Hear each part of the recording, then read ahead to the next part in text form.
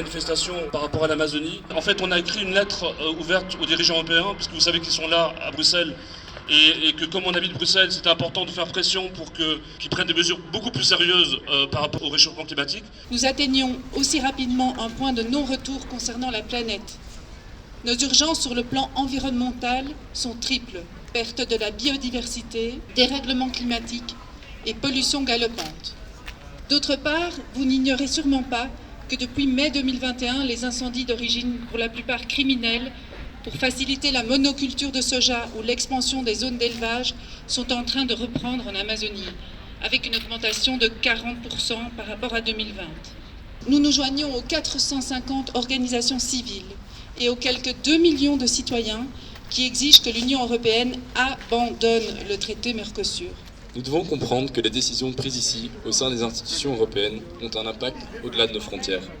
Ils nous parlent de reforestation, de technologie, de toujours plus de croissance. Pourtant, leur première préoccupation devrait être de sauver la plus belle technologie du monde, les arbres. Et plus particulièrement la forêt amazonienne. Ce système si riche, qui possède une biodiversité unique au monde, et qui abrite encore des peuples autochtones, mérite toute notre attention. Si nous voulons protéger la forêt, il nous faut impérativement protéger ses habitants. Je pense qu'en tant que citoyenne, nous devons exiger au gouvernement belge d'inscrire l'écocide dans le droit pénal belge et de soutenir cette reconnaissance au niveau international. C'est pour cela que moi-même, accompagnée d'un groupe d'experts et de citoyens, avons décidé de lancer un mouvement ici en Belgique pour la loi écocide. C'est extrêmement important parce que ces atteintes n'ont pas toujours de victimes identifiées. C'est parfois la génération qui vient et pas la génération présente dont les intérêts sont affectés.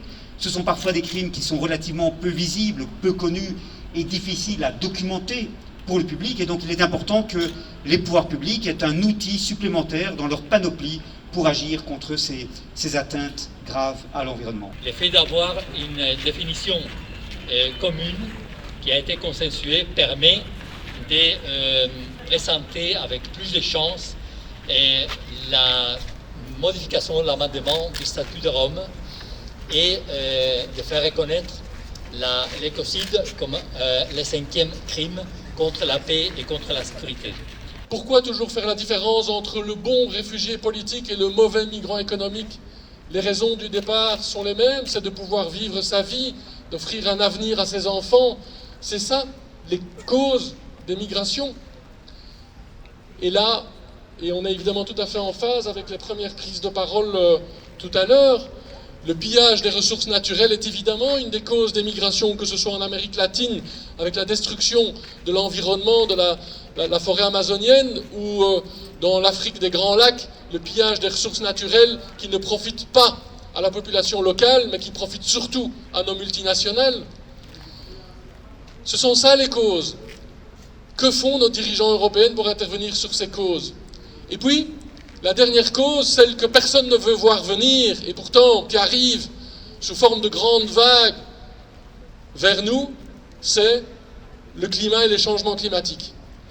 Et on parle des réfugiés politiques, on parle même si ça ne veut rien dire, en fait, des réfugiés économiques ou des migrants économiques, mais de plus en plus, on va devoir parler des réfugiés climatiques. So please remember this. Remember the gap between what we should do and what they are pretending to do and what they actually do.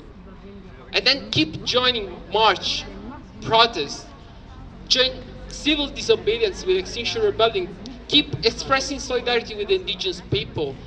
Keep joining because we need you. Everybody is welcome. Everybody is needed. Every single piece matters. Les drames ont eu lieu au Brésil, avec notamment la rupture du barrage de Brumadinho, en janvier 2019, qui a libéré donc 13 millions de mètres cubes de résidus miniers et qui a tué en tout cas 270 personnes et qui a de nouveau ravagé de façon considérable les écosystèmes et les conditions de vie des populations sur place. C'est ça le message qu'on continue à porter au Parlement européen. C'est aussi avec vous qu'on est capable de le porter parce que toute la pression, toute la mobilisation au travers les mobilisations pour le climat, les mobilisations comme celle aujourd'hui, les mobilisations thématiques ou les mobilisations globales qui rassemblent plusieurs enjeux climatiques et sociaux, sont essentielles pour faire pression sur les différents groupes politiques. Les dogmatiques dans cette histoire, ce n'est pas nous. Les dogmatiques, c'est ceux qui prônent le libre-échange à tout prix au détriment des droits sociaux, environnementaux. Et donc notre combat contre l'accord UE-Mercosur rejoint le combat bien évidemment climatique et le combat pour la reconnaissance mondiale, européenne et nationale de l'écocide. Merci à toutes et tous. Entre la première fois que j'étais en Amazonie et la dernière, en 2019, ça se voit les trous. Vous allez faire 5 heures en voyage en avion et vous allez voir des trous dans la forêt. La forêt, elle est brûlée, elle disparaît et ça donne place à l'agrobusiness. L'homme qui se dit civilisé a construit un piédestal pour orchestrer sa propre destruction. L'objectif de la politique actuelle est d'arriver à la fin du mandat avec sa promesse remplie. Enlever le terre de peuples indigènes, formaliser l'exploitation minière, faciliter la distribution de pesticides, privatiser le parc, ouvrir les routes pour faciliter la sortie du bois sans traçabilité et parallèlement réduire toutes les formes de contrôle contre les illégalités. Couper les budgets, licencier le personnel et militariser les organes fédéraux sont des stratégies en route. Cela concerne la politique brésilienne, mais aussi la politique de l'Europe, des États-Unis, de la Chine. Cela concerne les grands marchés. Mais il y a qui achètent, il y a ceux qui ignorent le jeu qui existe, il y a ceux qui en profitent, il y a ceux qui contribuent à ce que cette voie soit suivie.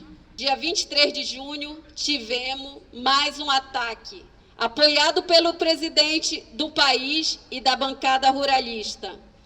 A votação do projeto de lei 490, que defende a legalização do garimpo em terra indígena.